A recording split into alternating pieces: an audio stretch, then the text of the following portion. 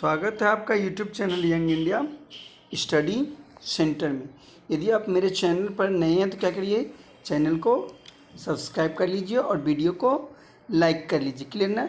NTPC और group D का जो सेशन चल रहा था उसी को मैं क्या कर रहा हूँ, आगे आपको तो एनटीपीसी और ग्रुप डी का जो सेशन चल रहा था मैं उसी को क्या कर रहा हूँ, आगे बढ़ा रहा हूँ। क्लियर। यदि अभी तक आप नहीं देखें तो डिस्क्रिप्शन में मैं आपके इसको वीडियो को डाल दूंगा, या आप प्ले स्टोर चैनल के जाकर प्ले स्टोर में क्या कर लीजिए, वीडियो को देख लीजिए। अलग से एनटीपीसी और ग्रुप डी का प्ले स्टोर बनाया हुआ है। क्लियर ना। चलिए, बायोलॉजी का जो मोस्ट इंपॉर्टेंट एग्जाम में प्रश्न पूछे जाते हैं उसी प्रश्न को मैं लेकर आज मैं आपके साथ हाजिर हूँ। तो आपको बहुत प्यारा प्यारा सा प्रश्न देखने को मिलेगा, आखिर तक अवश्य देखिए और वीडियो से अवश्य आपका एग्जाम में प्रश्न आएंगे। चलिए, तो ये रहा पहला प्रश्न है, श्वसन क्रिया में खाद्य पदार्थ का क्या होता है। यानी कि जो श्वास लेते हैं उस क्रिया में हमारा जो खाना होता है उसका क्या होता है।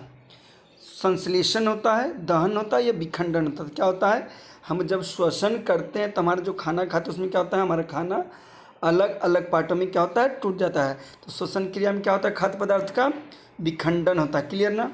नेक्स्ट क्वेश्चन की ओर बढ़ते हैं। ये रहा आपका प्रश्न है, इनमें से किस क्रिया के दौरान कार्बन डाइऑक्साइड मुक्त होता है। प्रकाश संश्लेषण, श्वसन या वाष्प उत्सर्जन या रसारोहण। तो हम लोग जानते हैं कि श्वसन में क्या होता है, श्वसन में हमारे क्या होता है, कार्बन डाइऑक्साइड मुक्त है। यानी जो हम सांस लेते हैं तो ऑक्सीजन को लेते हैं और छोड़ते कौन सा गैस को है, यानी कि CO2 गैस को हम लोग मुक्त करते हैं श्वसन क्रिया में। क्लियर ना। नेक्स्ट प्रश्न की ओर बढ़ते हैं। ये रहा प्रश्न है, प्रश्न आपका है, ग्लूकोज के पूर्ण ऑक्सीकरण से क्या मुक्त होता है। यानी ग्लूकोज को जब पूर्ण ऑक्सीकरण करेंगे तो क्या हमें मिलेगा, क्या मिलेगा, क्या कार्बन डाइऑक्साइड मिलेगा। कार्बन डाइऑक्साइड ऐसे लिखा हुआ है, टाइपिंग मिस्टेक है, यानी कार्बन डाइऑक्साइड, या ऊर्जा मिलेगा, या H2O यानी कि जल, H2 यानी कि जल। तो हम लोग जानते हैं कि ग्लूकोज का पूर्ण ऑक्सीकरण से क्या मुक्त होता है, कार्बन डाइऑक्साइड भी मुक्त होता है, ऊर्जा भी मिलता है और जल भी यानी H2O मिलता है। यानी कि इनमें से सभी क्या होगा, हमारा answer D is right answer. Clear. Next question की ओर बढ़ते हैं। ये रहा आपका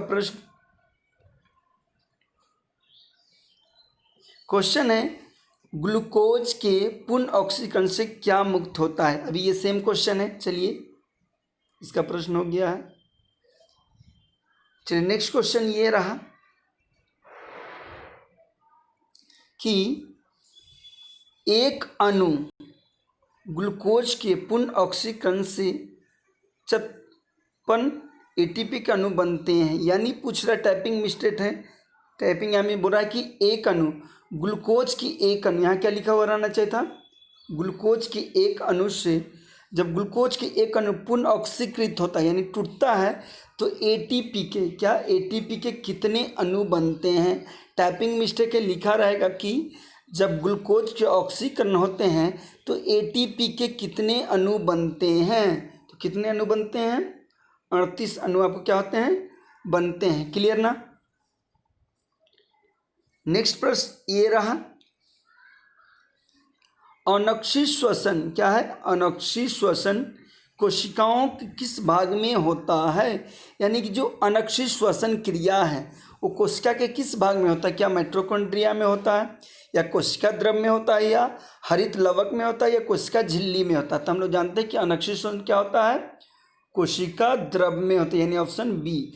यदि ऑक्सी श्वसन की बात की जाए तो किस में होता है, माइटोकॉन्ड्रिया में। तो ऑक्सी श्वसन माइटोकॉन्ड्रिया में, अनक्षी श्वसन कोशिका द्रव में।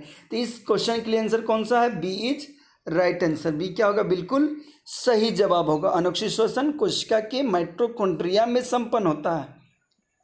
नेक्स्ट प्रश्न की ओर बढ़ते, ये रहा आपका प्रश्न, श्वसन क्रिया को दर्शाने वाले प्रयोग में निम्नलिखित में से क्या आवश्यक, यानी श्वसन क्रिया को यदि दर्शा रहे हैं तो क्या हमें बहुत ही जरूरी होगा।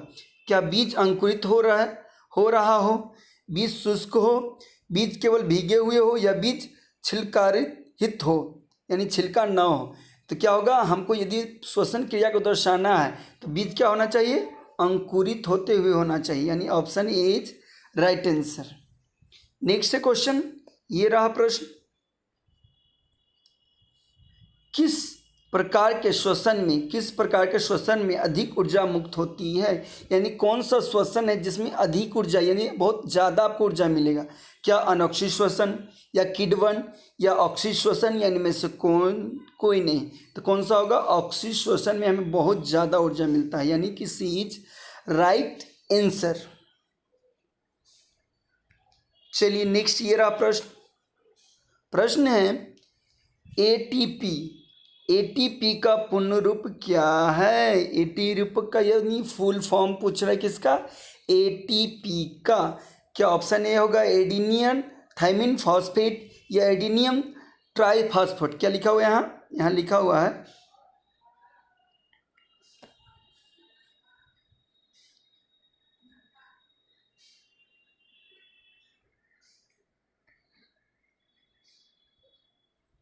ट्राइफॉस्फेट, क्लियर ना, क्या एडिनिन ट्राइफॉस्फेट होगा या एडिनोसिन ट्राइफॉस्फेट, यहाँ भी लिखा हुआ ट्राइफॉस्फेट या एडिनिसिन ट्राइफॉस्फेट, तो क्या होगा एडिनोसिन ट्राइफॉस्फेट, एडिनोसिन ट्राइफॉस्फेट, यानी C is right answer. VVI question है कि एटीपी का पूर्ण यानी एडिनोसिन ट्राइफॉस्फेट।